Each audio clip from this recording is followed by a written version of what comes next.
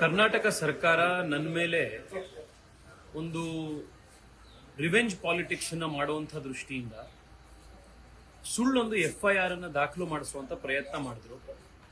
ನಾನೊಂದು ಸುಳ್ಳು ಸದ್ದಿ ಹಬ್ಸಿದ್ದೀನಿ ಅನ್ನುವಂತ ಒಂದು ಆರೋಪದ ಮೇಲೆ ನಾನು ಹೈಕೋರ್ಟ್ ಅಲ್ಲಿ ಹೋಗಿ ಅದನ್ನು ಪ್ರಶ್ನೆ ಮಾಡಿದೆ. ವಿಸ್ತಾರವಾದಂತಹ ಒಂದು ತೀರ್ಪನ್ನ ಹೈಕೋರ್ಟ್ ಕೊಟ್ಟು ಆ FIR ಅನ್ನು ಕ್ವಾಶ್ ಮಾಡಿದ್ರು. ರಾಜ್ಯ ಸರ್ಕಾರ ಅಲ್ಲಿಗೆ ಸುಮ್ಮನಾಗಬೇಕಿತ್ತು. ಆದರೆ ರಾಜ್ಯ ಸರ್ಕಾರದವರು ಸುಪ್ರೀಂ ಕೋರ್ಟಿಗೆ ಮತ್ತೆ ನಾವು FIR ಫೈಲ್ ಮಾಡಬೇಕು ಅಂತ ಹೇಳಿ ಅಪೀಲ್ ಮೇಲೆ ಹೋದ್ರು.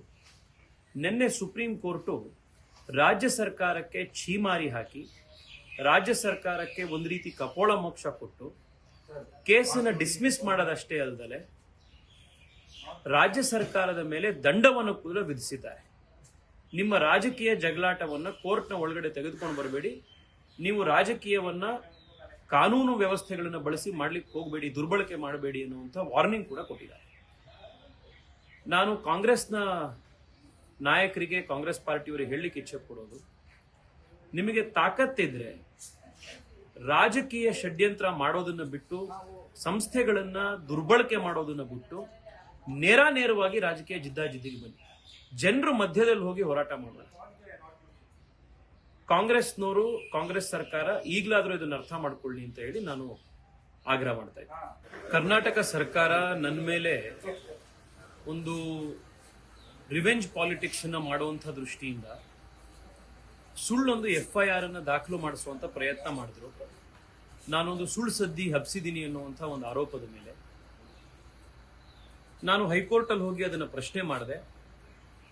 ವಿಸ್ತಾರವಾದಂತಹ ಒಂದು ತೀರ್ಪನ್ನ ಹೈಕೋರ್ಟ್ ಕೊಟ್ಟು ಆ FIR ಅನ್ನು ಕ್ವಾಶ್ ಮಾಡಿದ್ರು. ರಾಜ್ಯ ಸರ್ಕಾರ ಅಲ್ಲಿಗೆ ಸುಮ್ಮನಾಗಬೇಕಿತ್ತು.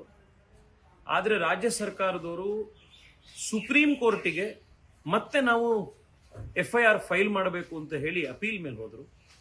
ನಿನ್ನೆ ಸುಪ್ರೀಂ ಕೋರ್ಟು ರಾಜ್ಯ ಸರ್ಕಾರಕ್ಕೆ ಛೀಮಾರಿ ಹಾಕಿ ರಾಜ್ಯ ಸರ್ಕಾರಕ್ಕೆ ಒಂದು ರೀತಿ ಕಪೋಳ ಮೋಕ್ಷ ಕೊಟ್ಟು ಕೇಸನ್ನು ಡಿಸ್ಮಿಸ್ ಮಾಡೋದಷ್ಟೇ ಅಲ್ಲದೆ ರಾಜ್ಯ ಸರ್ಕಾರದ ಮೇಲೆ ದಂಡವನ್ನು ಕೂಡ ವಿಧಿಸಿದ್ದಾರೆ.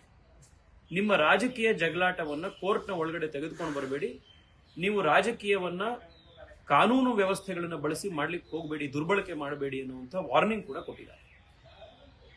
ನಾನು ಕಾಂಗ್ರೆಸ್ನ ನಾಯಕರಿಗೆ, ಕಾಂಗ್ರೆಸ್ ಪಾರ್ಟಿಯವರಿಗೆ ಹೇಳಲಿಕ್ಕೆ ಇಚ್ಛೆ ಪಡೋದು, ನಿಮಗೆ ತಾಕತ್ತಿದ್ರೆ ರಾಜಕೀಯ ಷಡ್ಯಂತ್ರ ಮಾಡೋದನ್ನ ಬಿಟ್ಟು, ಸಂಸ್ಥೆಗಳನ್ನ ದುರ್ಬಳಕೆ ಮಾಡೋದನ್ನ ಬಿಟ್ಟು ನೇರವಾಗಿ ರಾಜಕೀಯ ಜಿದ್ದಾಜಿದ್ದಿಗೆ ಬನ್ನಿ. ಜನರು ಮಧ್ಯದಲ್ಲಿ ಹೋಗಿ ಹೋರಾಟ ಮಾಡೋಣ.